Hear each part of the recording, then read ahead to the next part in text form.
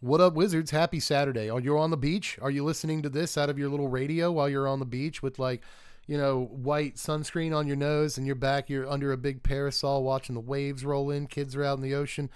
Make sure they don't get swept away by the riptide or, jellyfish. I don't know. Don't make sure they don't get swept away by jellyfish. Point is, are you out there living your best life? Are you not? Are you inside doing nothing? Just maybe that's fine too, because that's what I'm doing. That's what I'm recording this on Monday. It's now Saturday, and I can guarantee that I'm just kind of sitting inside watching YouTube or something. So don't feel bad. This has gotten awkward. Let's look at the first card of the weekend here. It's Brudiclad, Telchor Engineer.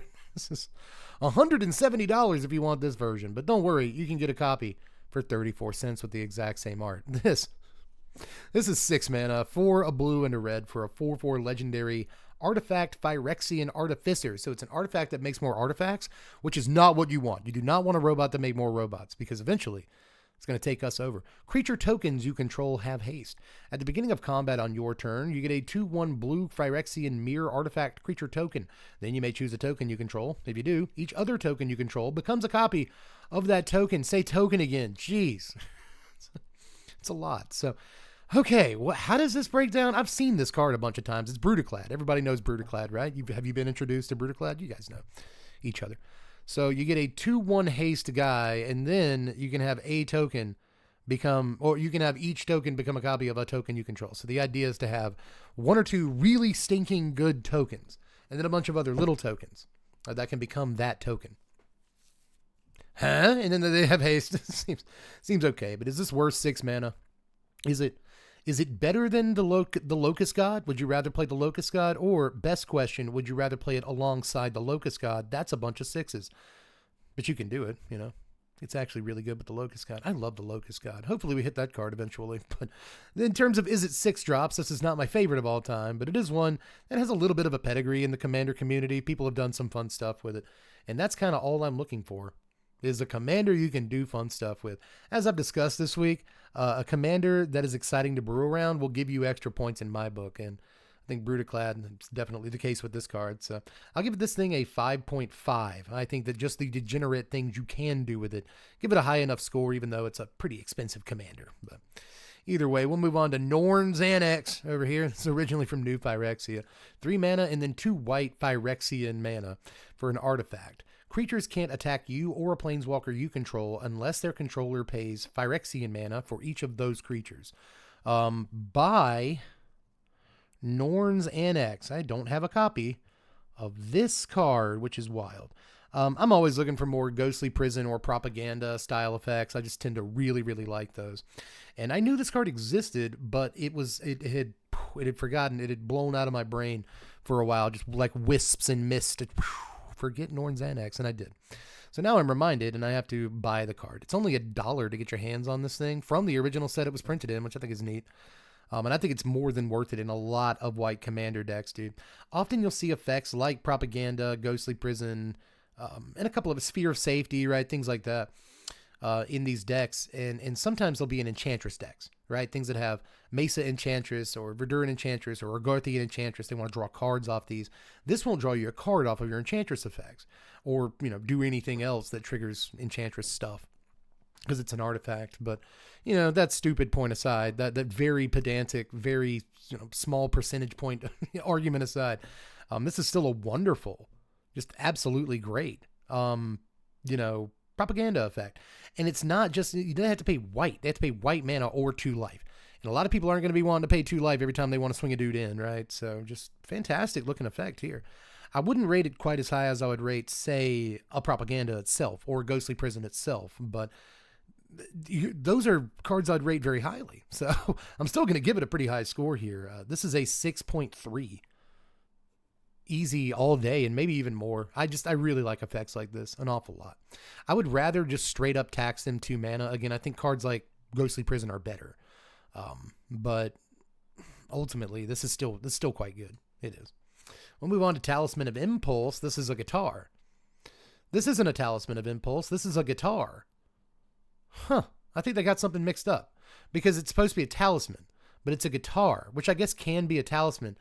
I usually defend decisions like this, but this is a guitar. I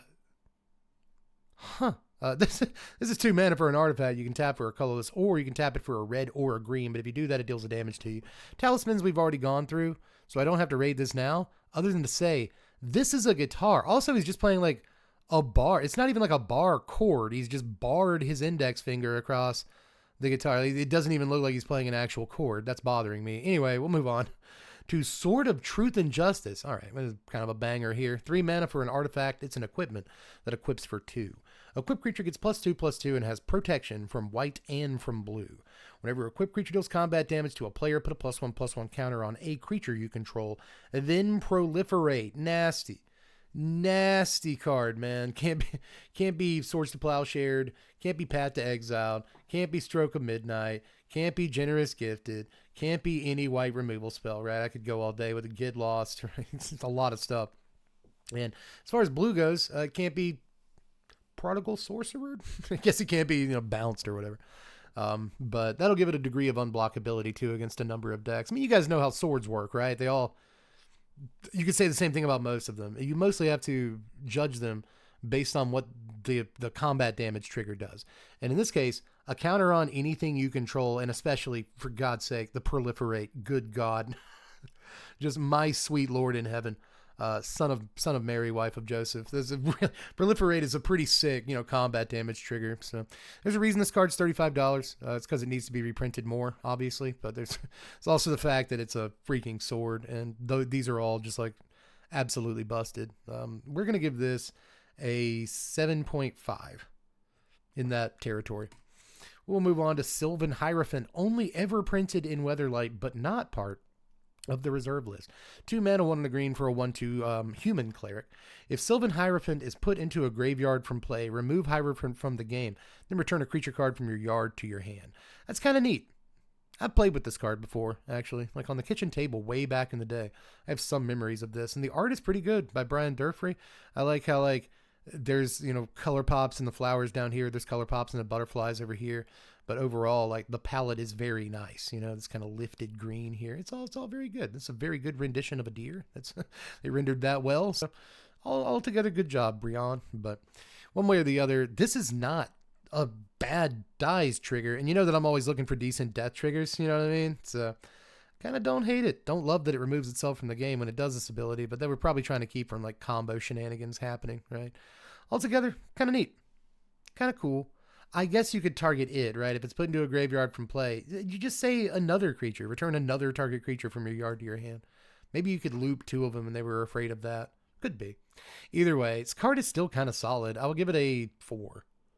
Right at. This is actually not a horrible death trigger. Get any creature back from your graveyard when it dies. Okay. Okay. Boros Garrison's up next. We've done these these bounce lands before. They're good. Wretched Confluence. Let's look at what it's supposed to actually look like. There's a magic card. 5 mana, 3 and 2 black for an instant. Choose 3. You may choose the same mode more than once. A, target player draws a card and loses 1 life. B, target creature gets -2/-2 till end of turn. And C, return target creature card from your yard to your hand. This is 50 cents to buy this pretty decent card. At instant speed, this is pretty phenomenal, dude. Draw 2, take a creature out. Draw 1, get a creature back, kill that guy. Kill that guy and draw a card. These are all decent, even at 5 mana. I think these are okay modes. Even if it's just 5 mana, get 3 guys back from your yard to your hand. 5 mana, draw 3 at instant speed, Just the fact that it's modal and so versatile, I think is more than okay, right? So I'll give this card a 5.2. Right at. And some people might get on to me with that. I've given 4.4s to good cards. What are you doing? I really value versatility. I really value versatility.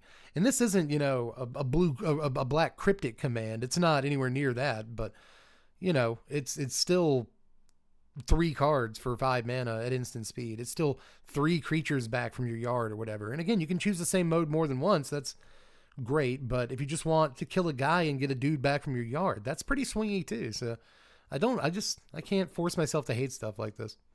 We'll move on to it's Chord of Calling. Originally printed in Ravnica, a City of Guilds, with this beautiful art over here.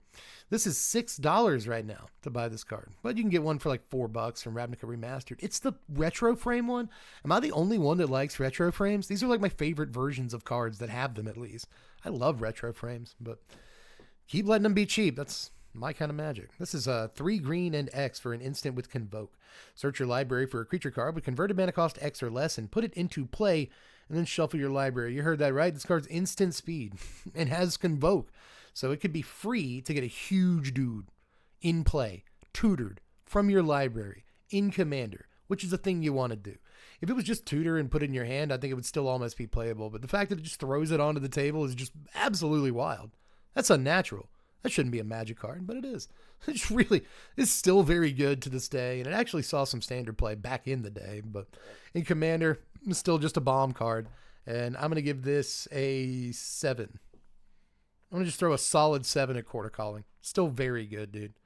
Argue with me, though. I want to know, do you think this card's better than a 7? I do want to know if you think it's worse, but I especially want to know if you think it's better. But I'm just going to slice that bread right down the middle. 7. We'll move on to Shanodin Dryads. Am I getting that right? Yeah, Shanodin Dryads down here. Look at the revised edition one. This will ruin a pack of cards because you open it and you're like, okay, another Shanodin Dryads. That's, I don't know, 50 in my collection? Probably more at this point. It's not a pack ruiner, but I feel like it was one of those cards you get in every pack of revised back in the day, which sucks because revised packs were like $6 back in the day. Even back in the day when I started playing in 1995. Revised packs are already up to $6, which is twice as much as the other packs, right? So it's an investment. You don't want to waste that on a Shanodin Dryads. This is a single green mana for a 1/1 Nymph Dryad with Forest Walk. Forest Walk. It's unblockable. Sometimes. It's just not super good, dude. We'll give this a 2. Right at a 2 ski. Next is Firbolg Flutist. What in the heck are you? I have never in my life seen you. 6 mana. That's a lot for a Flautist. Isn't it? Shouldn't it be a Flautist? Anyway, this is 6 mana, 4 and 2 red for a 4/4 giant bard. That's why it's 6 mana. It's giant. You know how much that flute costs? That flute is a tree. Anyway, enthralling performance.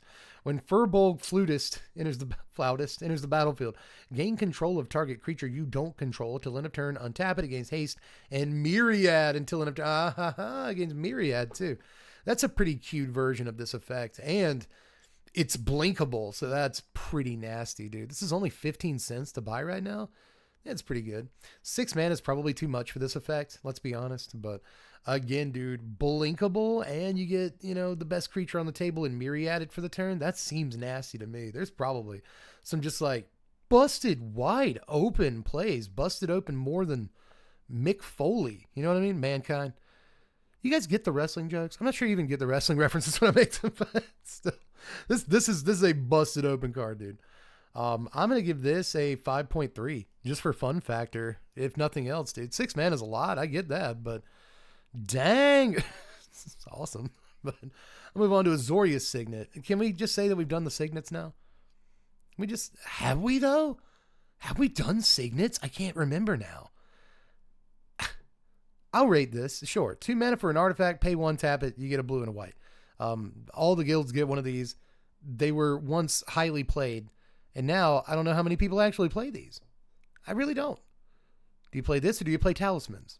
Do you just play Arcane Signet and no more of these? Do you play Mind Stone instead? Do you play Thought Vessel instead? Do you play Felwar Stone instead? Do you play? Right? So it's just like, I'm not sure how many people even play Signets anymore, but I'm still going to slap a 6.5 on these. These are okay mana rocks, and they always will be. There's just no change in that, right?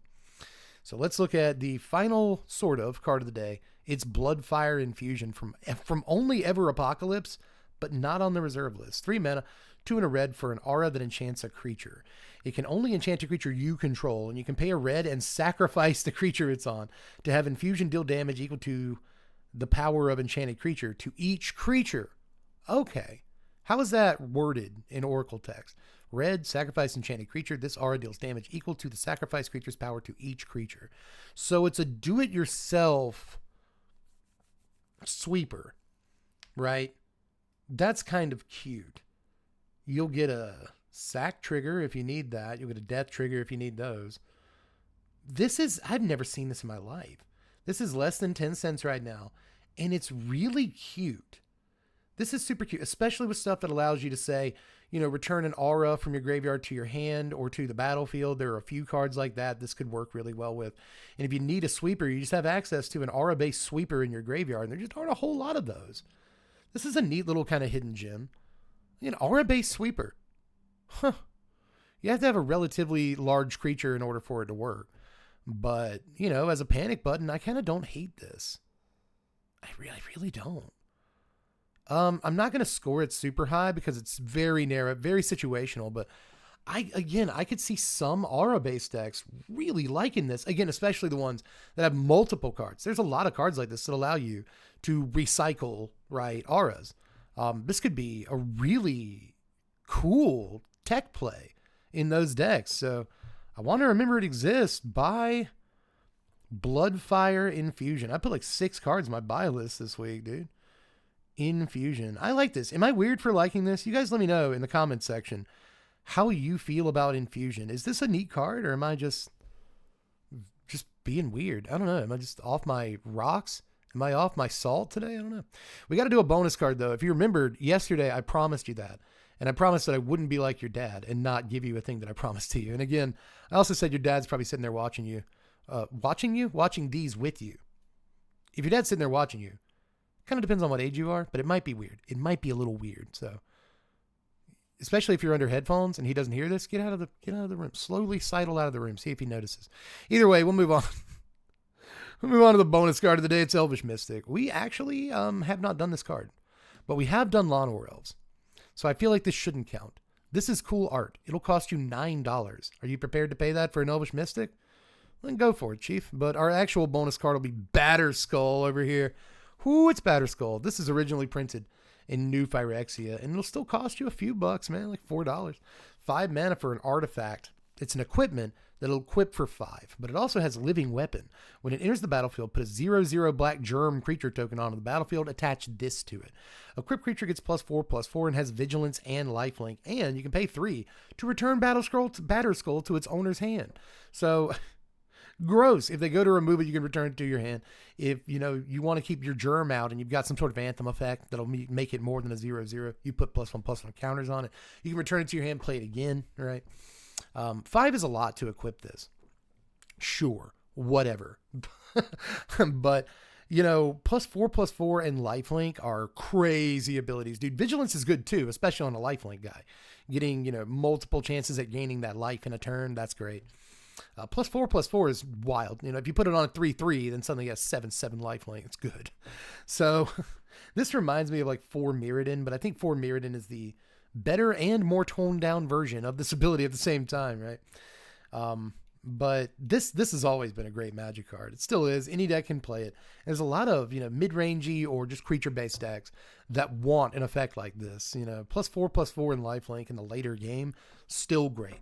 This card was probably better in like 2014 Commander, but it's still there, right? It still has a right to exist in current Commander. Just an absolute menace. It sits there on the table and threatens to make any creature a massive threat. So, yes to Batterskull. I will give this a 6.3. Right in there. It's just one of the most troublesome equipments ever printed. And there's plenty of ways to get it equipped to a dude for free. Right? Like just a couple of videos ago, we saw a guy that searches your library for an aura or an equipment and just throws it onto a guy for free. Like attaches to a dude for free. Effects like that, and there's more than 1 or 2 of them. Effects like that make this card just broken in some ways. It's just some of the best benefit you can get out of actually attaching an equipment to a guy. So Batterskull's dumb. It's great. But that is all for now. I'm going to have a video out for you tomorrow, but it might be a little bit later on the schedule than you're used to this week. We've been doing them in the morning. We'll probably get that one out in the afternoon. But hope your week has been good so far, and I hope it continues to be great. Hope your weekend's fine. But more than fine, even. Hope your weekend's the best dang weekend you ever had. Dang it. But anyway, that's all I got for now, guys. I love you. Bye.